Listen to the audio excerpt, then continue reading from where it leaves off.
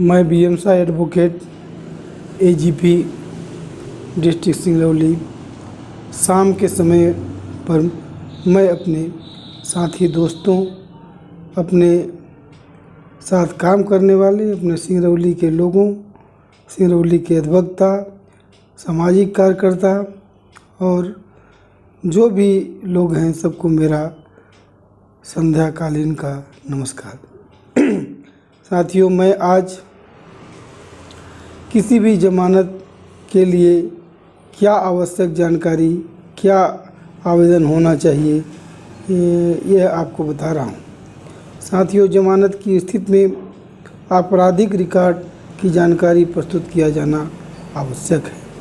जैसा कि ज़मानत आवेदन दिया जाता है साथियों, तो जो आवेदन अभियुक्त प्रस्तुत करता है उसके साथ उसका क्रिमिनल हिस्ट्री देना, शपथ पत्र के साथ क्रिमिनल हिस्ट्री देना आवश्यक है। आपराधिक मामलों में न्यायालय में जमानत आवेदन प्रस्तुत करते समय अभियुक्त को अपने अन्य अपराधों की जानकारी जमानत आवेदन के साथ संलग्न करनी होगी, क्योंकि जमानत आवेदन में अन्य अपराधों की जानकारी न होने से न्यायालय को यह ज्ञात नहीं हो पाता है कि अभियुक्त का यह प्रथम जमानत आवेदन है या द्वितीय जमानत आवेदन है, या प्रथम अपराध है या द्वितीय अपराध है। इस कारण प्रत्येक जमानत आवेदन के साथ अन्य अपराधों की जानकारी संलग्न करना अनिवार्य है।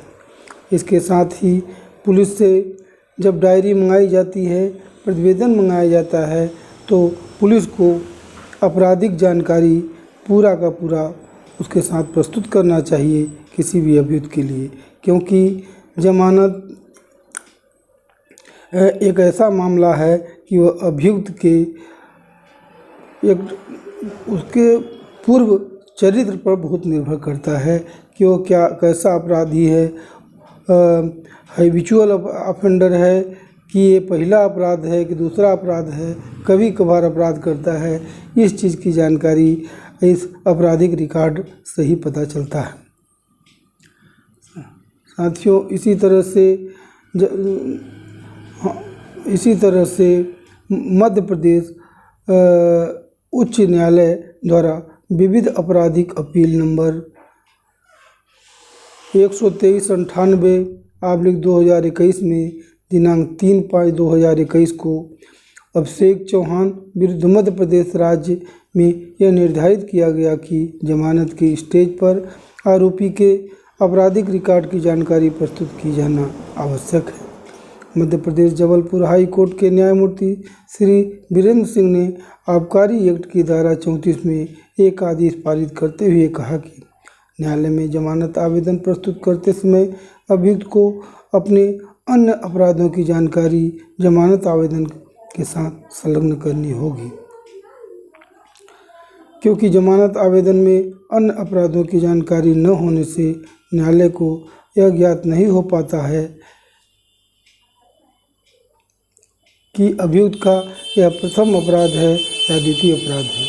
इस कारण से प्रत्येक जमानत आवेदन के साथ अन्य अपराधों की जानकारी संलग्न करना अनिवार्य है, जिससे न्यायालय को जमानत आवेदन पर सुनवाई करने में तथा आदेश पारित करने में सुविधा हो सके।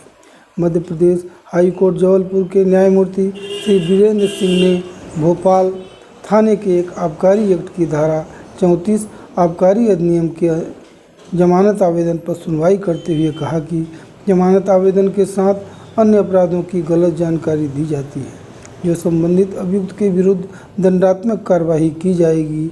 अगर अन्य अपराधों की जानकारी दी जाती है तो उन अपराधों का वेरिफिकेशन कराया जाएगा, जिसके पश्चात जमानत आवेदन पर सुनवाई की जाएगी। दंड प्रक्रिया संहिता में जमानत के संबंध में प्रावधान।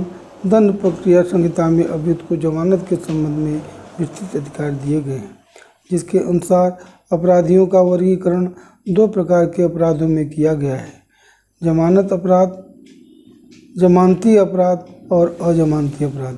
जमानती अपराध जो होते हैं, इसमें हमारा अधिकार होता है कि न्यायालय हमको सक्षम जमानत देने पर जमानत का लाभ दे। और अजमानती अपराध जो होता है वो उसमें हमारा अधिकार नहीं होता है, माननीय न्यायालय की डिस्क्रिशनरी पावर होती है जिसमें कि उसको जमानत का लाभ दिया जाता है। जमानती अपराध का विवरण जो है दंड प्रक्रिया संहिता की धारा 436 में दिया गया है। जमानती अपराध में जमानत दंड प्रक्रिया संहिता की धारा 436 के प्रावधान के अनुसार अजमानती अपराध से भिन्न अपराध के अभियुक्त व्यक्ति को जब बिना वारंट के गिरफ्तार किया जाता है तो ऐसे व्यक्ति को जमानत पर छूटने की सर्वप्रथम सूचना दी जाएगी तथा न्यायालय अथवा पुलिस थाने के भार साधक अधिकारी द्वारा अभियुक्तों को संतुष्ट योग जमानत प्रस्तुत कर छोड़ दिया जाएगा। जमानती अपराध में अभियुक्त जमानत देने के लिए तैयार है तो उसे तुरंत जमानत पर छोड़ा जाना बाध्यकारी माना गया है। अजमानती अपराध में जमानत पर रिहा होना अभियुक्त का अधिकार नहीं है। इस संबंध में दंड प्रक्रिया संहिता की धारा 437 में प्रावधान किया गया है। अजमानती में नियमित जमानत का प्रावधान दंड प्रक्रिया संहिता की धारा 437 एवं 439 के तहत प्रदान किया गया है। 437 धारा जो 437 है वो मजिस्ट्रेट के न्यायालय में प्रस्तुत किए जाते हैं और 439 का जो का आवेदन है वह माननीय सत्र न्यायालय में दिया जाता है।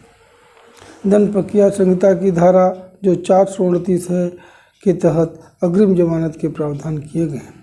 पूर्व आपराधिक चरित्र के आधार पर जमानत का लाभ नहीं दिया जाना चाहिए। अभियोजन के द्वारा केस डायरी का अवलोकन करना चाहिए। यदि पूर्व आपराधिक चरित्र का उल्लेख केस डायरी में है तो उक्त समानता के आधार पर अभियुक्त को रिहा नहीं किया जा सकता है। इस संबंध में न्याय दृष्टांत अवलोकनीय है। AIR 2000